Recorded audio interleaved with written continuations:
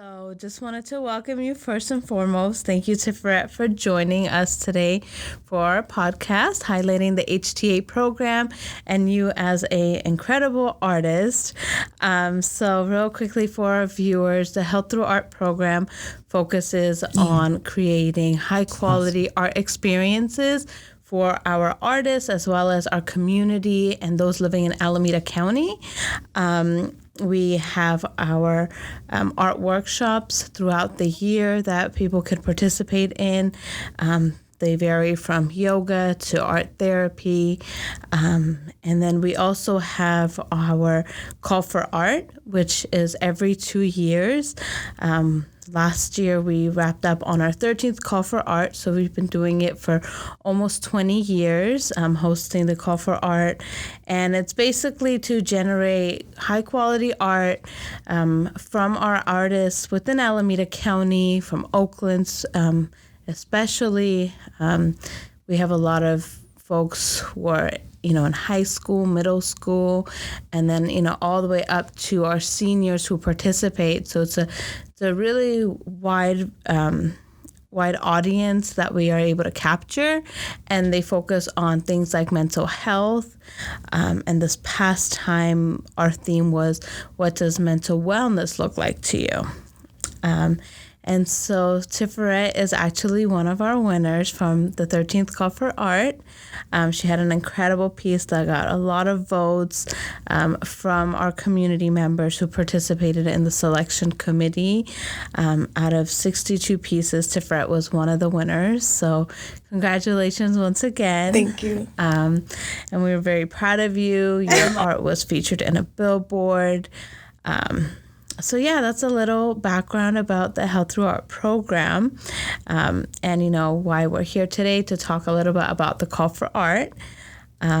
So I'll let Tiphereth get to her part and tell us a little bit about herself. Where did you grow up? And I'm really just a baby. I was born in Berkeley when my family lived in Oakland, but then we moved to Richmond, and I kind of just was raised in different parts of the Bay from San Francisco to Oakland up until I was in high school, and primarily just been based in Oakland from there. Yeah. Nice. And then when did you realize your love for art? Because your art is, without a doubt, incredible. You guys can see it surrounding her, and it's just brightening up this whole entire room. Well, when I was a little girl, my dad, a lot of people, they wanted to invest into me because I was not really going anywhere. I was always in the house. I didn't do anything. And, they just wanted me to do something. So he would teach me how to draw. He taught me about colors. He had me watching all the documentaries he could think of. I was reading about inventors and different holidays that were not really holidays, and all different kinds of stuff. And drawing was one of the things I thought that he wanted me to perfect. And that was the only reason why I did it at first, just because I thought that was just like math. You just want to make sure that I know what I'm doing and that I know what I'm talking about and that I don't look silly. And that's what I thought. So I perfected it because I wanted him to not question me on it anymore, him to know that I can do it. And then he was a single father, so I didn't know my mom at the time, and I didn't really think of art as a therapeutic tool until actually I ran into my mom. And she put me in this position where I needed to isolate myself, and I didn't know what to do. And I wanted my dad, but I didn't want to call my dad because when you have single parents, it kind of makes them feel inferior to the other parent if the child is always asking for the other parent. And it's sometimes, not saying that it's the child's responsibility, but sometimes it makes sense for you not to do that to your parent and to figure it out with your parent because they're figuring it out too by themselves. And instead of saying I want my dad, I put myself in the closet and I decided to draw. And I couldn't even remember what I was upset at my mom about by the time I was done drawing. I was just so happy. And I had drew my friend, so I couldn't wait to go to school to show her. And I forgot to show her and everything. But I was thinking about it, I can't even remember why I'm mad at my mom, and I feel good. And all I care about now is this drawing and making more like this. And now I want to draw people. And And, as I got older, it kind of impacted me more when I got my first job. And my first job was at it was an art studio where like kids could get paid to paint. And Wow. yeah, it was basically how they presented it to me too. Like I was walking my friend, he was my best friend at the time. I was walking him to his job, and he didn't tell me what kind of job he had. So I was a little upset when I walked in because I do art like all the time. I've been doing this since I was 3. So it's like, wow. He didn't say anything. His boss just walked up to me. Her name was Skittles. And she was like, do you need a job? I was like, yes. She was like, do you like to do art? I was like, yes. She was like, are you free every day of the week? I said, yes. It was like you were the perfect place at the perfect time, right? Yes. I said, can I start? No, she said, can you start today? I said, can I start tomorrow? I was just overwhelmed. Just to let everything sink in, like this really just happened, right? Yes, I will come back tomorrow. And I did. And I was there for like 3 years. And when I worked there, I realized that the kids, because they move you up in that, and you end up having more responsibility the longer you're staying, and eventually you're not like the kids who just walk in. Now you're like Skittles, hiring them, teaching them how to use the supplies, and when I had that position, it was like I realized how art was impacting these kids. The way they looked at me. There were a lot of kids that would come to us saying that they weren't artists and they didn't do art, and they would turn around and they would put their most intimate parts of their lives in these paintings, and these people would not know what these people are painting, but they would still appreciate it. And there's this sense of they could keep their secrets. At the same time, they can express what their pains are. Like, you don't have to talk about whatever's going on at home for you to paint it, and people are still gonna love it. And they don't ask you all the time why you did it. And if they do, you don't always have to tell them exactly where it's coming from. You could get a general statement and they will still get the gist. I mean, me as an artist, I walked past a couple of the kids I was working with, and I saw exactly what was going on in their art. And my response would always be, this is really good. This is strong work. Like, I really appreciate what you're giving me right now. Keep this going, because at least they're getting it out. There's people that just hold it in the whole time. And I don't know, just working with those kids, they even babies outside of when I stopped working there, the babies, one of my friends, she had a son, and he didn't do a lot, but when me and him started coloring together, the way he looked at me after the third piece we made was he was so appreciative. He never thought that this was something that he could do. He doesn't really do that much. So it's a 3-year-old boy finding out that he can create whatever, and it's so much freedom in it, Yeah. And like you say, at that age, I mean, that's incredible, for him to be able to express that and to put that on paper and, or on a canvas. But then I also love how you're art in a way it's the artist's secret, right? They're able to open up, but at the same time, sometimes you don't know the full message behind the art, and that's okay too. Yeah. Well, one of my teachers in college told me that it's not about, she was an art history teacher. She said, it's not about what the artist was thinking. It's about what it makes the viewer feel. So I could have just felt whatever and painted that. But if it brings up anything for you, that is what is important. It's not really what I was doing. For the moment when I made it, yes, it was important. But because I chose to let everybody see it now, it's for them. And whatever comes up for them is important. It might not be the same thing I see, though. Right. Definitely. Because everybody views it in a different way. I mean, we've all had different experiences, different life backgrounds, right? So even certain colors have different meaning for different people. So definitely, you bring up so many great points and so many benefits of art, and all the incredible things that it could bring out in a person, right? And for those who actually view the art as well, I mean, that's a whole other spectrum of its own. So then do you use art as an escape? Sometimes. Yeah. Lately, it's been more of work than an escape. I haven't been able to have that moment.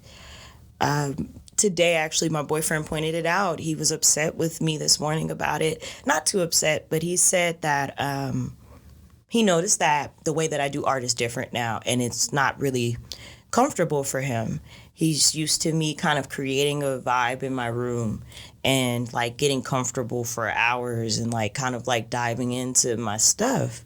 Lately, I've been moving around and I've been only working on one piece at a time, or I've been collaborating, or I've been doing commissions, and commissions aren't the same as doing personal works. And I have been like even feeling different looking at my art because most of my art is sold. So now I have different things. It's not like the same vibes. They're like so abstract from each other, and they're all next to each other. And I'm like trying to figure out how can I compliment them now, because like I feel like all their partners are gone, you know, and I haven't had the time to really create anything for them, and I don't want to add anything to them.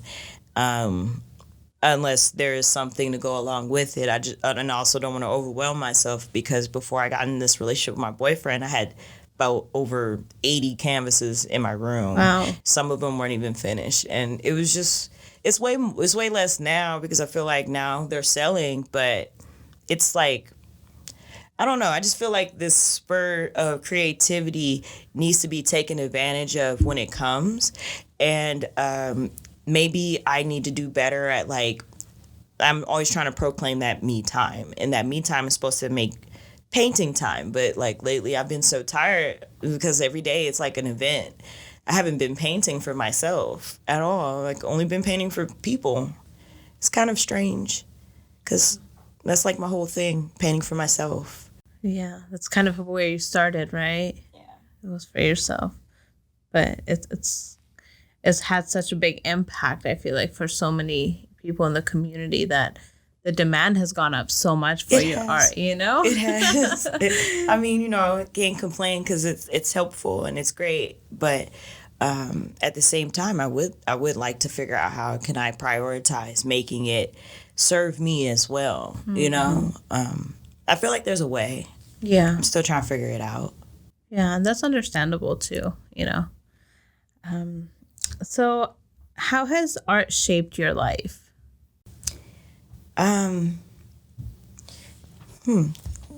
It's shaped it in the most broadest way. It's given me so much room for creativity and freedom that it kind of scares me a little bit sometimes. Like, I feel like most of my elders, everybody who surrounds me, they're creative in their own ways. Like when it comes to dance or music or lyrically, like with their poets, like they're just always there, like pouring their stuff into me, making me bring my stuff out. And I feel like I've been expanding so much in these ways that there was a point in time where I was like not sure what to do. You know, I didn't know if I wanted to be a dancer, or if I just wanted to be a journalist, or if I just wanted to like be like, you know, something different, like just something totally random, opposite of this creative spectrum. And I just feel like it's always slapped me in the face every time I try to turn my back on it. It's made me feel like it would be disrespectful if I did not use it.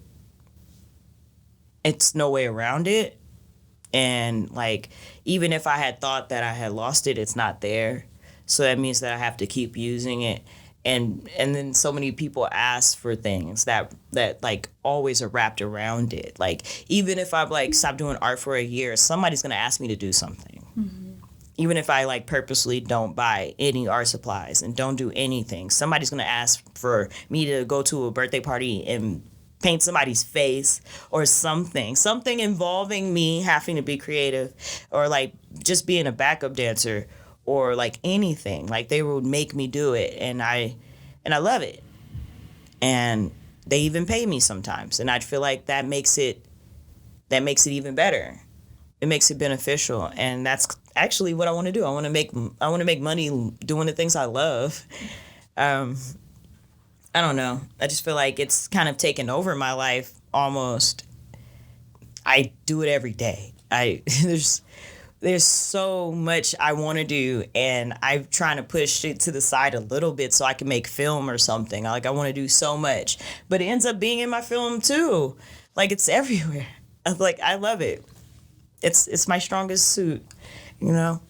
Yeah, definitely. I mean, you know, like I said, you have such great talent and people see that within you, right? And so, yeah, you know, even if you want to take a break, it's people are like, give me more, because it's nonstop. Yeah, you create amazing pieces. Thank you. I mean, I remember when you came in and you dropped off your piece, not this one, I believe it was the bigger canvas.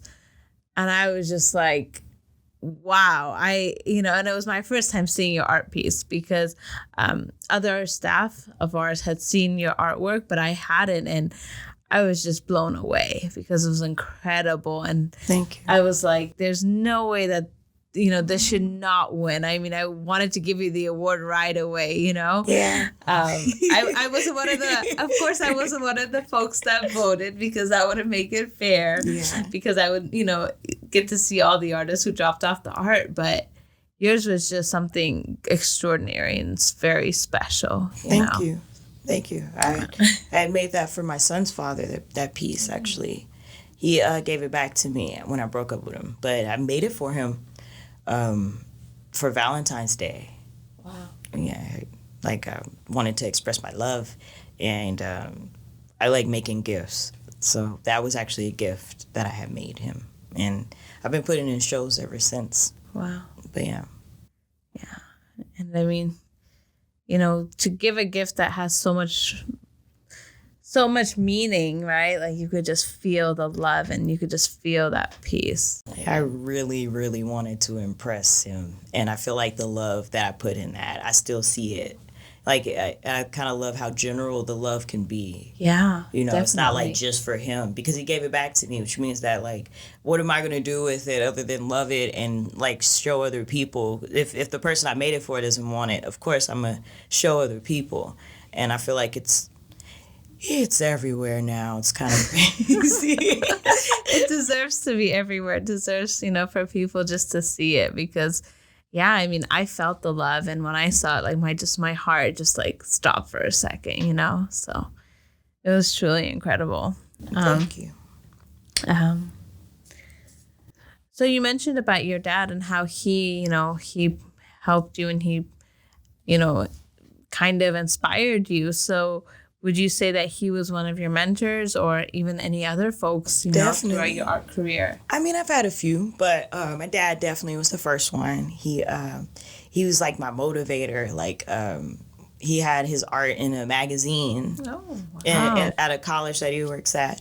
And when I was a little girl, I used to look at that magazine. I used to get so excited because it's one of my favorite pieces that he made. And he doesn't draw people or anything. He does like tessellations and sacred geometry and stuff. And it's like a whole bunch of like colors, like rainbows. It's really pretty. And I just get so excited seeing his stuff. And I just feel like he hasn't really pushed his stuff as much.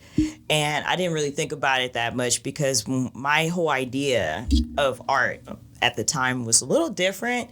Like, I didn't really think that artists could actually get like any kind of big name for themselves until after they died. So I didn't think that my dad's efforts to make his art seen was that, like, it didn't matter that much. I just thought that the fact that he did it at least once did it for me, right?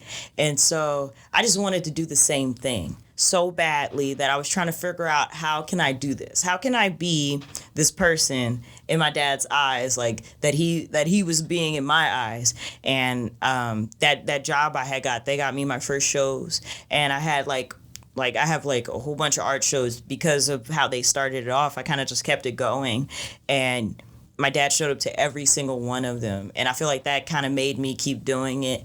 And like he always like has like some kind of like, he never tells me my stuff is bad. He always tells me how I can improve though, and he's always acknowledging when it has improved, and he's just like really supportive. He's like also like into his music more than his art. So it's kind of like he just showed it for a therapeutic purpose for me.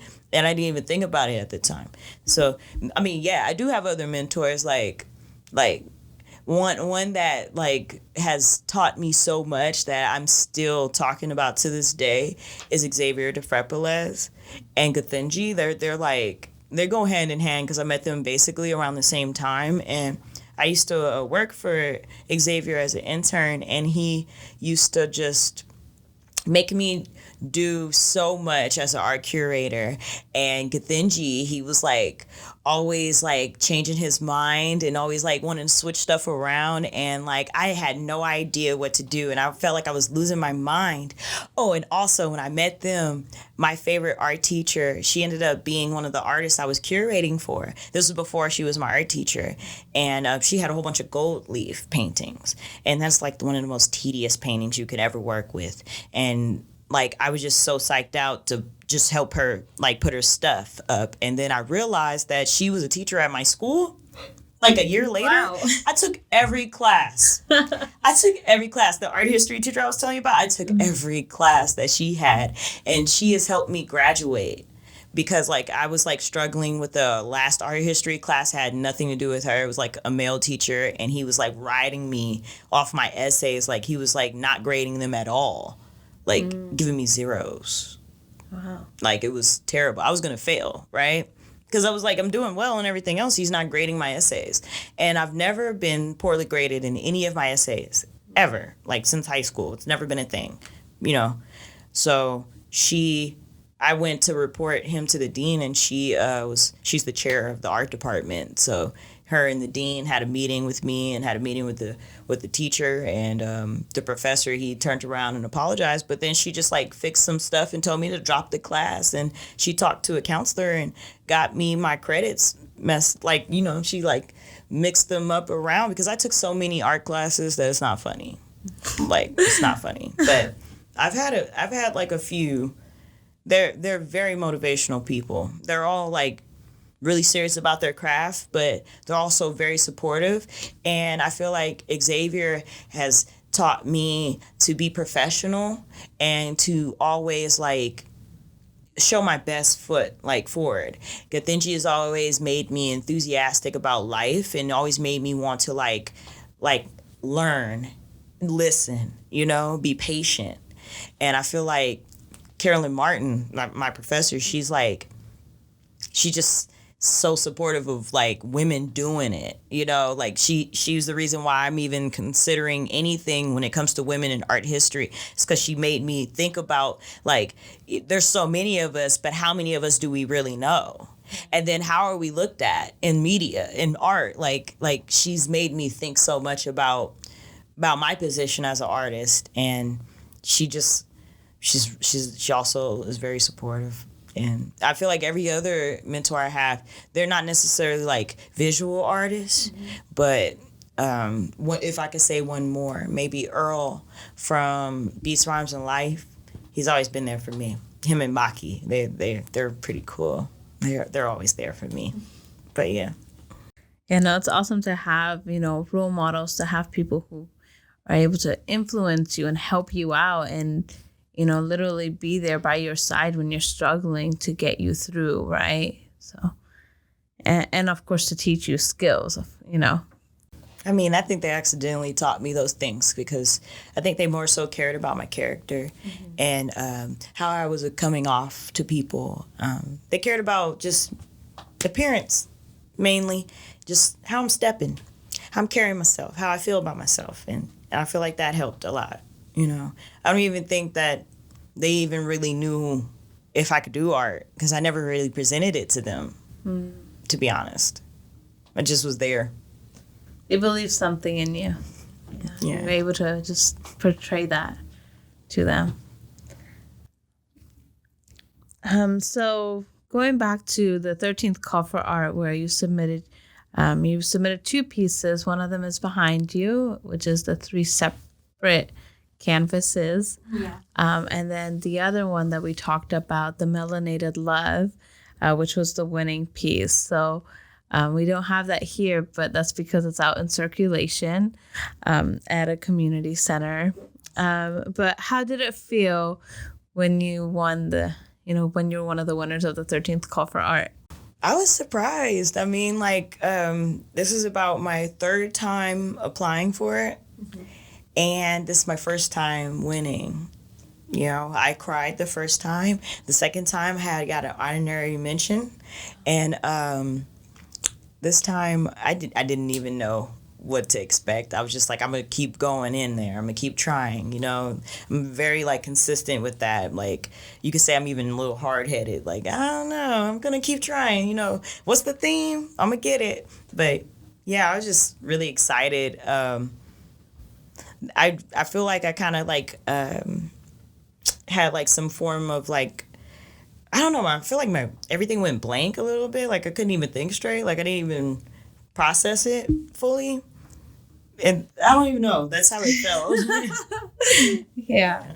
I mean, I love that, you didn't stop trying. You just kept going and going. And each time you heard about it, you're like, I'm going to try one more time, right? So. I mean, I almost forgot my art teacher in high school. He's the one who actually got me started, Steve Bronson. He's the one who told me to sign up for it. He was making me sign up for every art contest in the 12th grade, like every single one he came across, like a Vans one, this one. And this one, I feel like because he was so adamant on it, I think that's why I was so consistent with this one. It's kind of hard keeping up with the Vans contest, mm-hmm. But this contest, I feel like I know where it's at. You know, I thought it was very convenient that the community center that I like to go to was actually a part of this. So I feel like it actually made me feel like, oh, this is something I can, like, keep in touch with. I can, like, figure out what's going on. You know, I can be like, I could just come and visit and ask about it. And, you know, I know when it's coming up. You know, I feel like because I can prepare for the deadlines and before you even come up with the flyer, I can, like, prepare my mind that it's coming. I think that actually helps. Maybe I should have that mindset about every contest I go for, but I think this one was a little different because I tried 3 times. Mm-hmm. You know, I knew it was coming. Like, yeah, I wanted to, like, be a part of it, you know?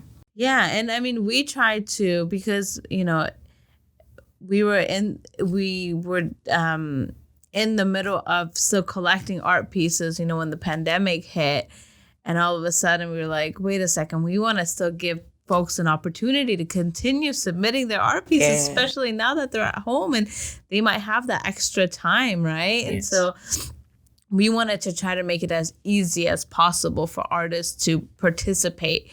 And so we kept ending up postponing the deadline to just include more folks. And that actually made me feel better too. I think I showed up on the last day and realized it was extended for like 2 more weeks. So I was like, okay, well, you know, it's a window.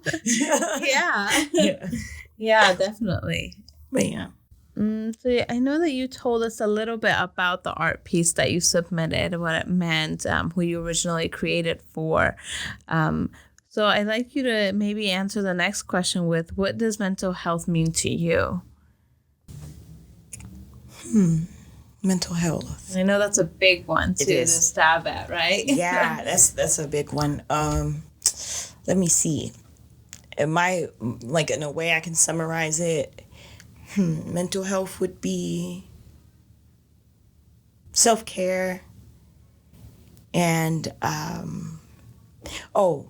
let me just say an example. Yesterday I was sad and I was crying and I couldn't really, like, express why.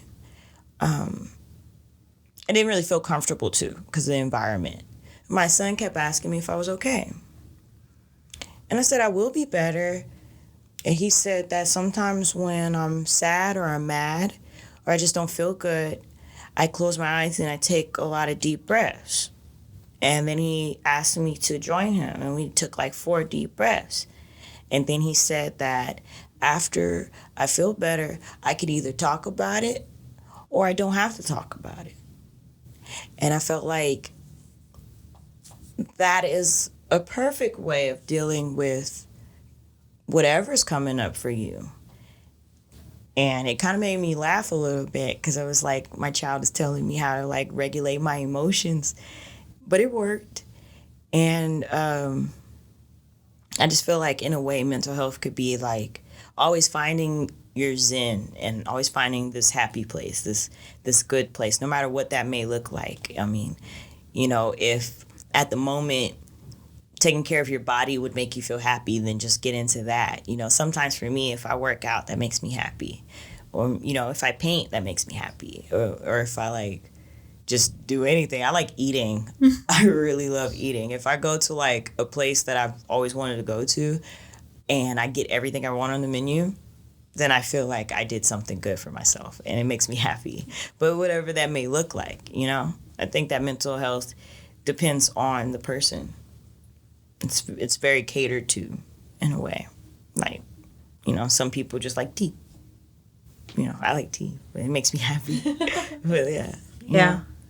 And sometimes it's just about the small things, right? Like when we make it too large of a concept, it could just seem too overwhelming as well. So for me, it's, taking things step by step sometimes, because sometimes things could just be too much. And then when it feels like it's too much, then you have no idea where to start from. Right. But when you break it into smaller little pieces, then it seems like it's manageable and maybe somehow you can figure it out and you can do it, right? Yeah. So let's see. Let's look at your pictures. We have a couple of your canvases in the back. And maybe, you could tell us a little bit about some of them.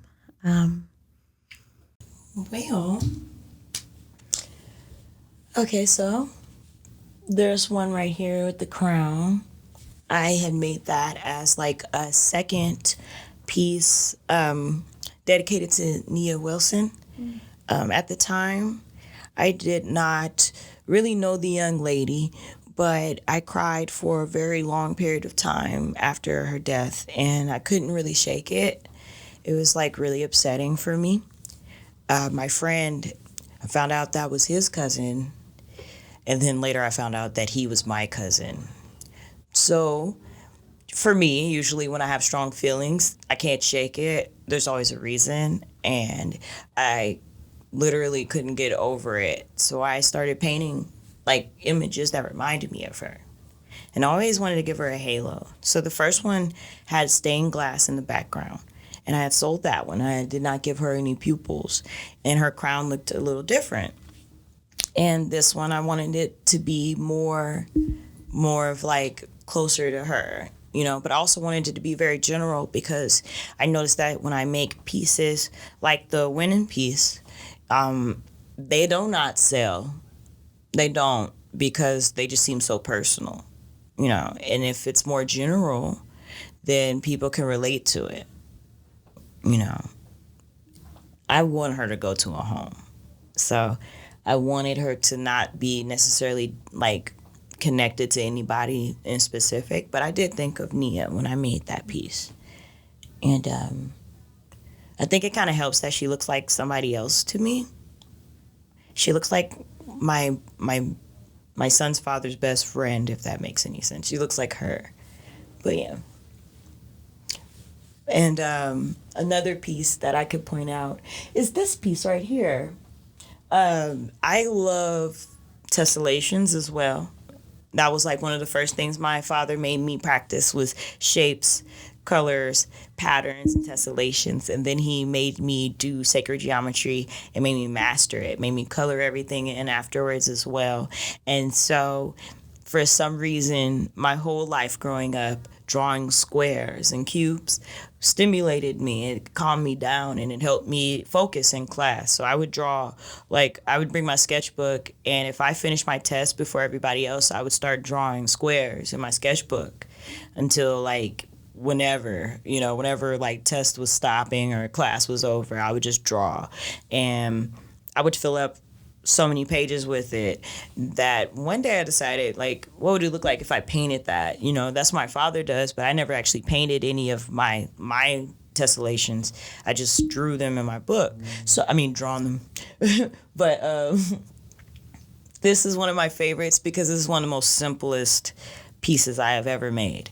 I wanted to do different grayscales with it, and I just wanted to, like, take my time. So each one is kind of like the flattest strokes I can possibly come up with, because I'm a very like anxious person at times. So it's like trying to make my movements calm is like a lot sometimes.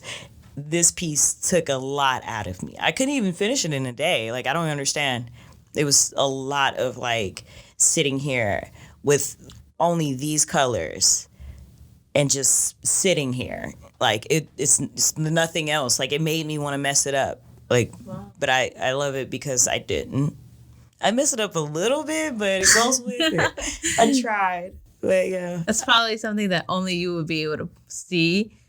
Yeah. But I mean, it just looks so detailed, and, you know, like, it took you a long time, right?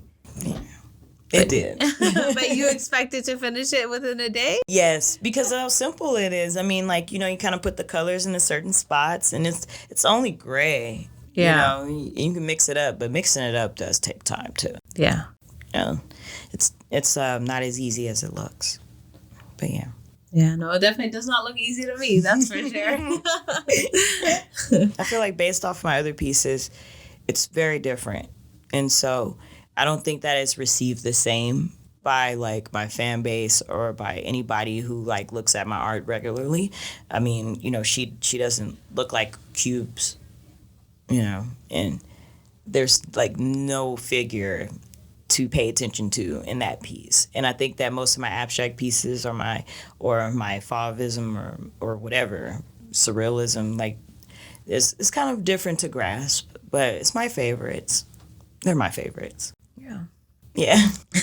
I really want you to talk about the 3-piece one that you also submitted to our call for art. Awesome. Okay, so I made these 3 before I made that other one. I made these an inspiration to have a series. It's my first series. I wanted to draw women because I really like drawing them for some reason. I try to draw everything and anything, but the women are just more interesting than a lot of my subjects that I choose. And, you know, I wanted them all to be so different from each other in a way that would make women relate in their own ways. Like, you know, if there is certain things they need to concentrate on, then that would be for each different energy. But also their hair being different, also them dressing different, them having different colors, everything is different, which means that they have different energy, they have different feelings. You know, they might relate in their own ways, but you know, my favorite part is their hair, like how the curls are so different. Like some has tiny curls and one's has giant curls, and some of you can't even see her curls. And like, I like it.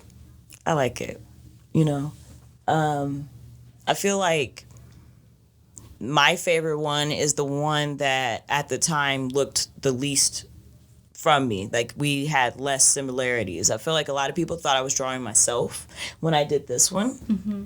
And I didn't see that. I actually wanted to be more like this one.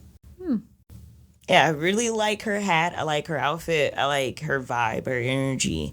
And I felt like she was more of where I was trying to be at energetically. I don't even know how to describe that, but I feel like a lot of people see me as one thing, and I feel like I have many layers, and they kind of remind me of different parts that women want to be like their own different forms. Like I don't know how to describe it. Like, you know how Beyonce has Sasha Fierce? Mm-hmm. Yeah. It's like a whole different person. And she's like got an attitude and stuff. And then Beyonce's like goofy and clumsy. And it's like totally different, you know?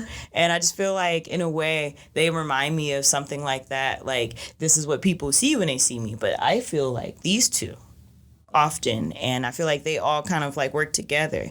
And then also they're also telling you to like, you know, think about what you say, think about what you see, think about what you hear, and really like contribute wisely to that. And I feel like the lesson helps me a lot, as well as like the character. But yeah. Well, thank you for sharing that, because I mean I've seen, you know, the trio for over a year now, and I just wanted to hear from you, right, like what it meant. Because I could definitely feel the hidden meanings But I'm glad that finally you were able to answer my question on that one. Oh, the only thing that I wanted them all to have some form of like similarity. So I gave them all chains, like little chains with trinkets, but trinkets that represented their energies on it. And then I also gave them the same face paints. Wow.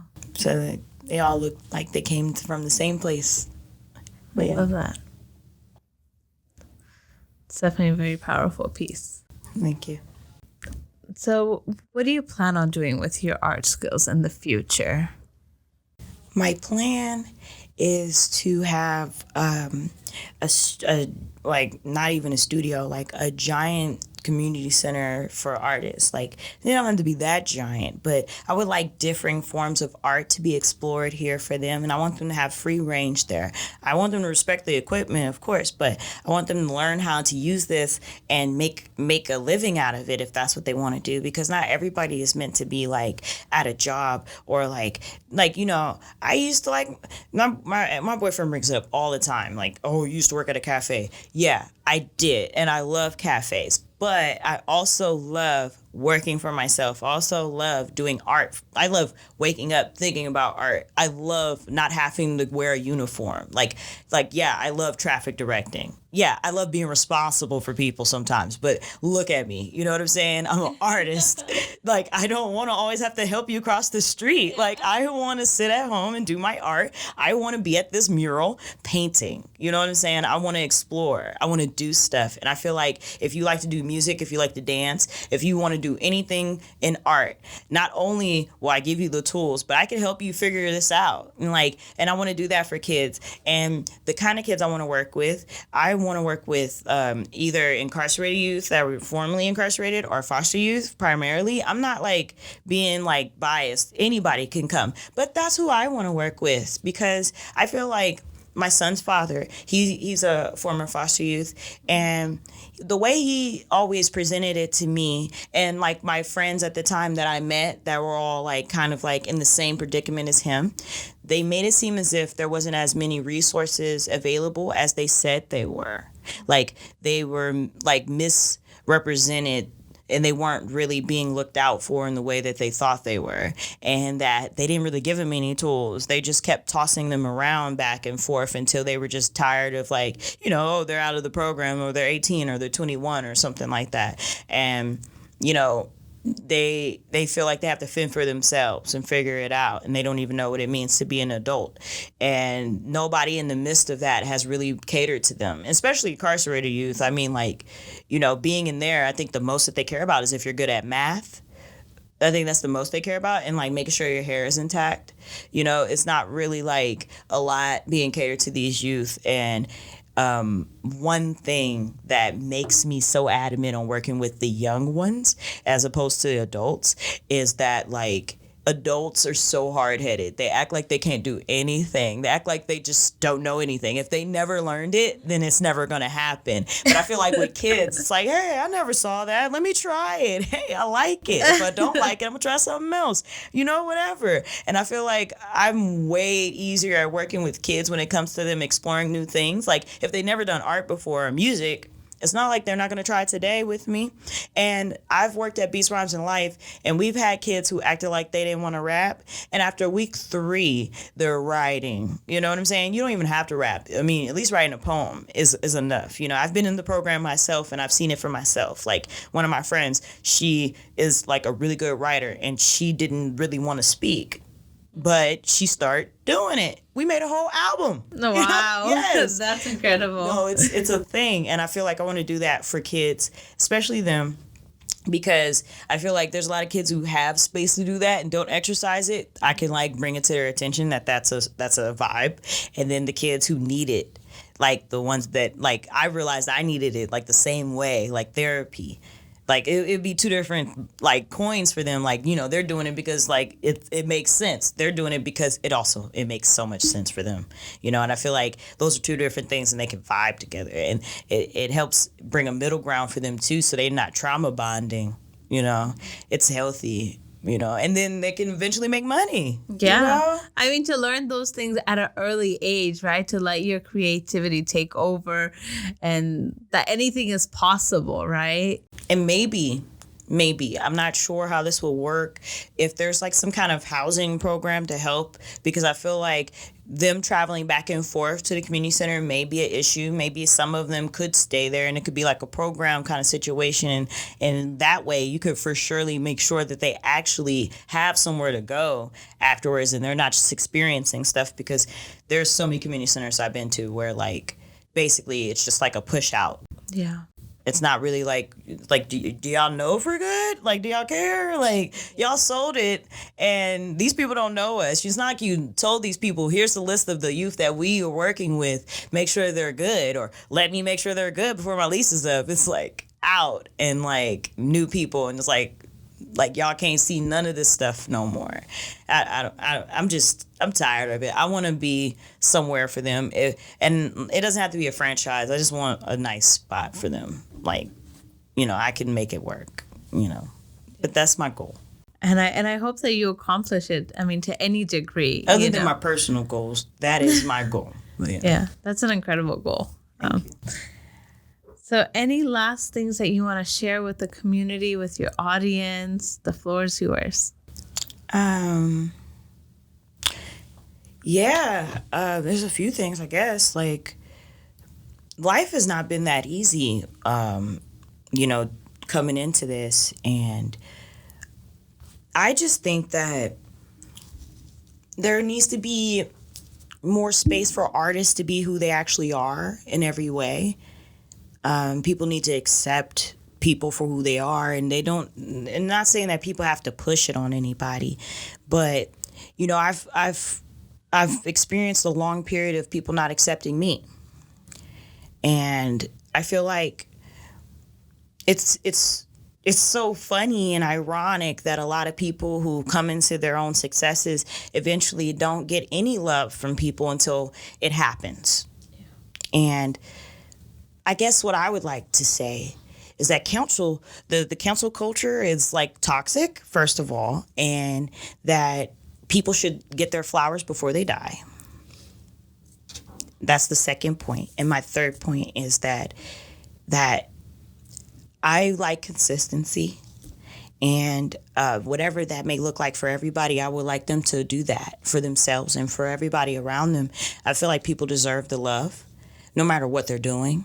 Like, even if they're doing bad, they still need love, and like they shouldn't get it just because they're doing good, because it becomes overwhelming at that point. Like, let's be real. Like, who wants to become a successful person and all of a sudden people are friendly? Like, that's scary. Why can't you either not be friendly or friendly the whole time so I can know? Like, you could not be friendly to me but still need some money. Like, I understand. Like, oh, Moody Nicole needs some money today. It's not like Nicole being nice all of a sudden because she needs $50. Like, no, I got you, Nicole. You Moody. I got you.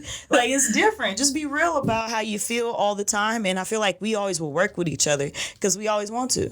Like, that's how we are as people. We love each other. We want to work with each other. And I feel like the Bay has not been as kind to me as I wish they have been. And I feel like from here forward, they should look at the rest of these kids that's underneath of me and like really take care of them, show them the way, and not like leave them astray, because they could go either way. And I feel like I don't necessarily know how many people were in my corner to make sure that I was in a good position. And I only know from what I can see, from the people I can name. And I got a handful, but still like it's still enough for me to acknowledge the fact that like I still have to say something about it. Like, people need to love each other a little bit more authentically and not wait for opportunities to love each other, People have been trying to figure out how my art is on this billboard. And my boyfriend's like, don't tell them. And I'm like, it doesn't really matter, right? But nobody really cared until a billboard popped up. Now all of a sudden it's like, I knew you could do it. Mm-hmm. So I don't know. Still so much to do. So. Yeah. Yeah. Yeah. I mean, you brought up such amazing points throughout our time together right now, and just I feel completely different from when we originally sat here until now. And so I'm just so happy that you shared your time with us. You shared your art with us. You let us in a little bit into your life, because there's so much that we can learn from each other, right? And I could definitely feel the love within you and how much love you have for others. So from the bottom of my heart, I just want to thank you. I wish I could hug you right now. But, just I will forever be appreciative that you came by today and you talked to us, and definitely we'll keep in touch. We'll find ways to work together, because you just have so much to offer, Thank you. So thank you. Face paints, parties, whatever you need me for. I can paint something, I live painting, whatever, Yeah. I'm there. I got prints, I just be there. Yeah. Yeah. Well, thank you. Thank you so much for all that you do. Thank you. Okay. Well, I just wanted to say thank you to my mentors and elders that taught me art and taught me how to be a good person, and helped me with my character building. Mainly been my motivational people still to this day. First is my dad, Douglas Banks. He is one of the greatest artists I know, and a really great musician. And Kim McCullough, she's my second mom. She taught me almost everything I know to be a perfect person in life. Taught me how to knit, so now I'll be warm forever. And Gathinji, he's taught me how to have patience and how to be open-minded and more creative and go with the flow for the most part.